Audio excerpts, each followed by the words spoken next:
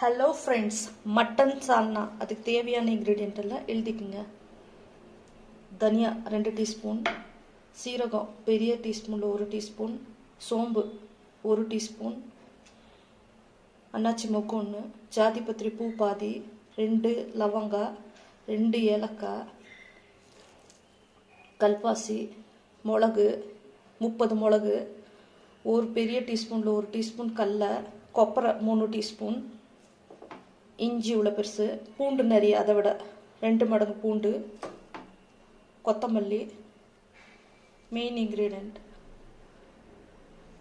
புதினா இவ்வளோ இருக்கணும், கைப்பிடி ஃபுல்லாக புதினா. இவ்வளவும் வறுத்து அரைக்க போகிறோம். மசாலா, சால்னா மசாலா பார்த்துக்கிட்டிங்களா? எல்லாத்தையும் நோட் பண்ணிக்கோங்க ஃப்ரெண்ட்ஸ்.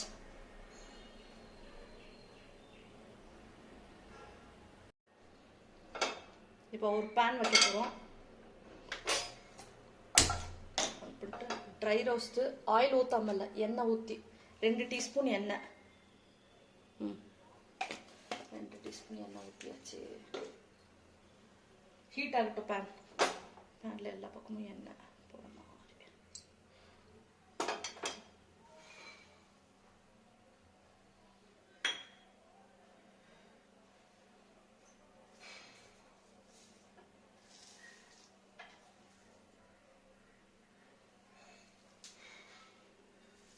பூண்டு போட்டுருவோம், இஞ்சி போட்டுருவோம்.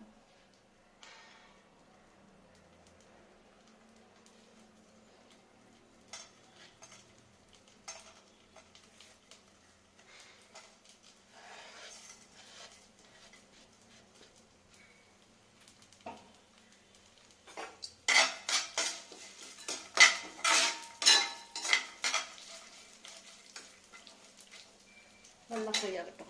எதுவும் அடி பிடிக்கக்கூடாது, நல்லா கோல்டன் ஃப்ரை ஆகணும்.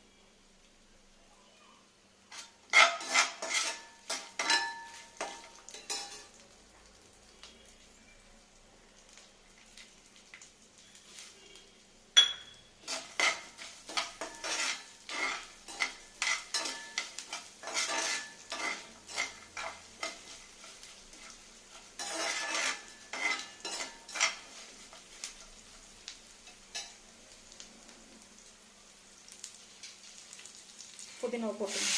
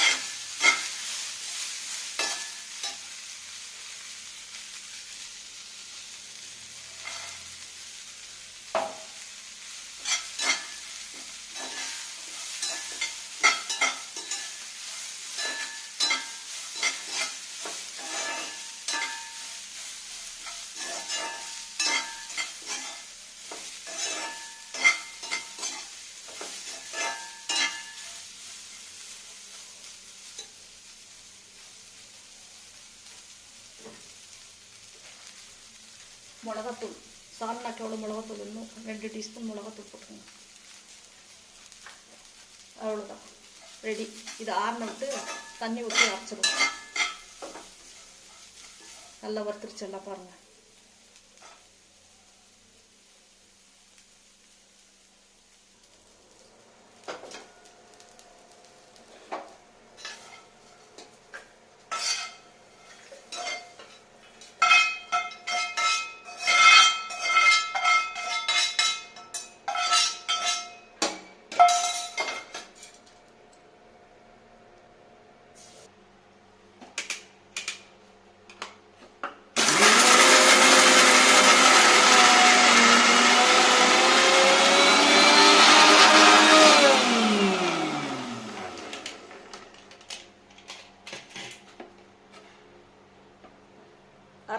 அரைக்கும் போதே நல்லா கமகமான்ட்டு இருக்கு பாருங்க. கொப்பரை எல்லாம் அப்படியே திப்பியாக ஆரம்பிச்சிருச்சு.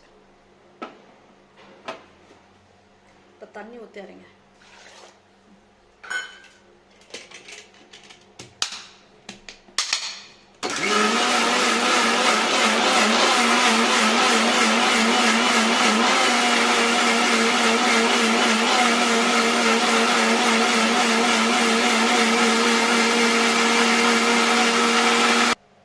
மசாலா அரைச்சாச்சு. இப்போ இந்த பக்குவத்தில் இருக்கணும் காட்டுறப்பாங்க.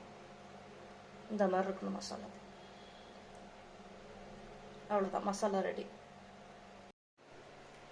அதே பேனை வச்சுக்கோங்க, பற்ற வைங்க. ஒரு 2 டீஸ்பூன் எண்ணெய் ஊற்றுங்க.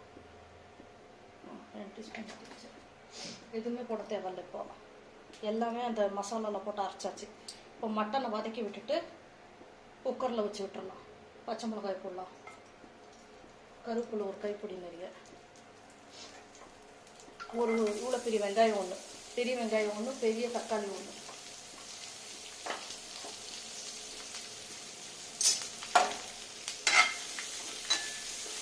நல்லா இந்த வெங்காயம் வதங்கணும்.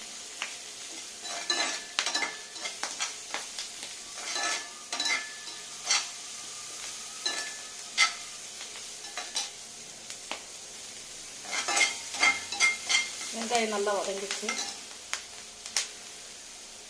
மட்டன்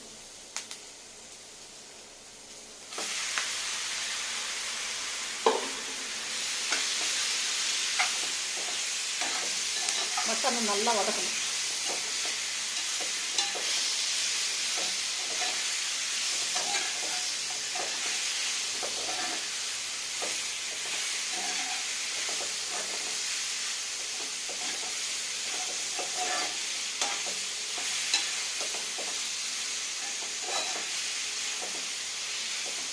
மட்டன் இப்போ நல்லா வதங்கின விட்டு தக்காளி போடணும். முதல்ல தக்காளி போட்டால் நல்லா இருக்காது, வதங்கட்டும் ஃபுல்லாக. மஞ்சத்தூள் போட்டுருவோம், தேவையான அளவுக்கு மஞ்சத்தூள்.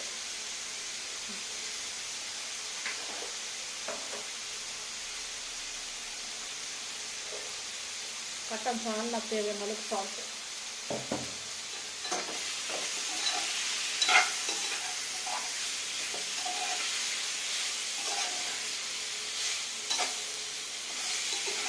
ஆயில் நிறைய ஊற்ற தேவையில்ல, மட்டன்லேயே ஆயில் விடும். நல்லா இது ரோஸ்ட் ஆகும். மட்டனில் ஒரு தண்ணி விடுப்பாங்க, அந்த தண்ணி எல்லாம் வத்திருச்சுன்னா கரெக்டான பக்குவம். தண்ணி வத்தட்டும், அப்புறமா தக்காளி போடணும்.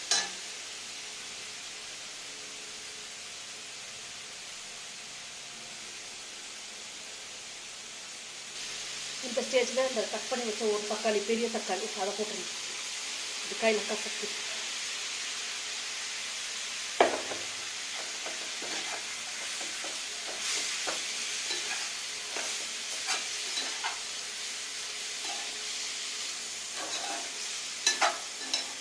நல்லா தக்காளி எல்லாம் மேஷ் ஆகிடணும்.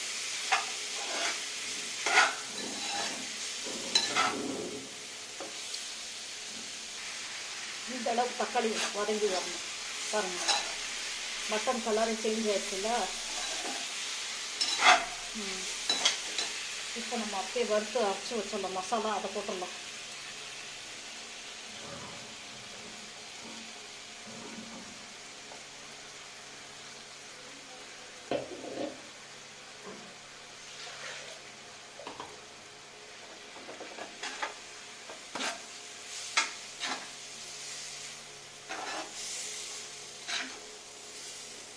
நல்லா வதக்குங்க.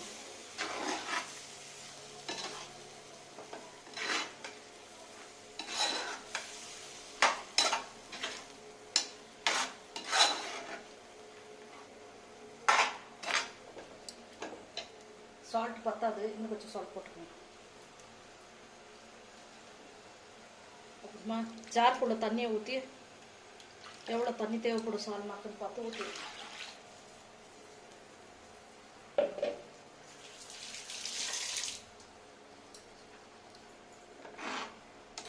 குக்கரில் 5 விசில் வைக்க போகிறோம்.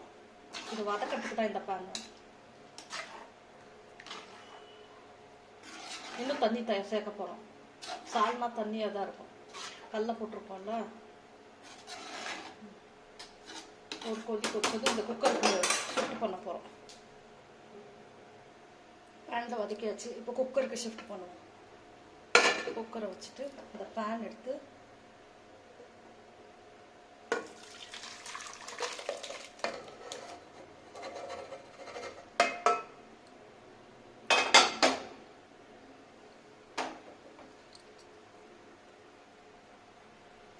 பேனில் ஒட்டியிருக்கிற மசாலாக்கெல்லாம் பேனில் இன்னும் கொஞ்சம் தண்ணி ஊற்றி இந்த மாதிரி ஊற்றுங்க.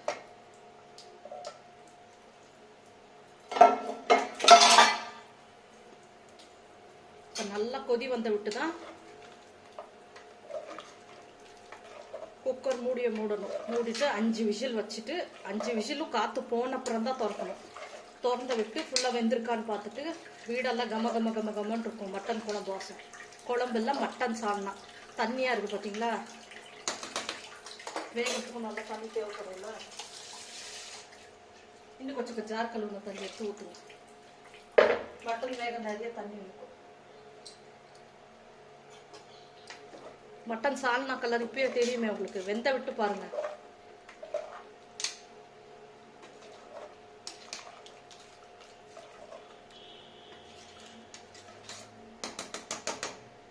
கொதி வரட்டும். கொதி வந்து விட்டு நம்ம மூடுவோம். இப்போதான் கொஞ்சம் கொஞ்சமாக கொதி வர ஆரம்பிச்சிருக்கு. பெரிய கொதி வரும்போது தான் நம்ம குக்கர் மூடியை மூடி 5 விசில் விட போகிறோம். 5 விசில் ஆன விட்டு அந்த காற்றெல்லாம் வெளியே போயிடணும். நீங்கள் உடனே அந்த மேலே இருக்க லிட்டை எடுத்துட்டிங்கன்னா வேகாது.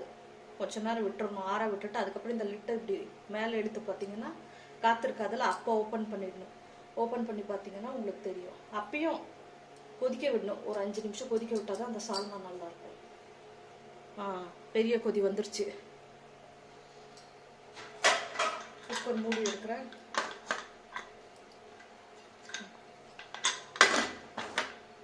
அஞ்சு விசில் வந்துச்சு பாருங்க. ரெடி. மட்டன் சால்னா ரெடி. பாருங்க மட்டன் நல்லா வெந்திருக்கு. கட் பண்ணுது.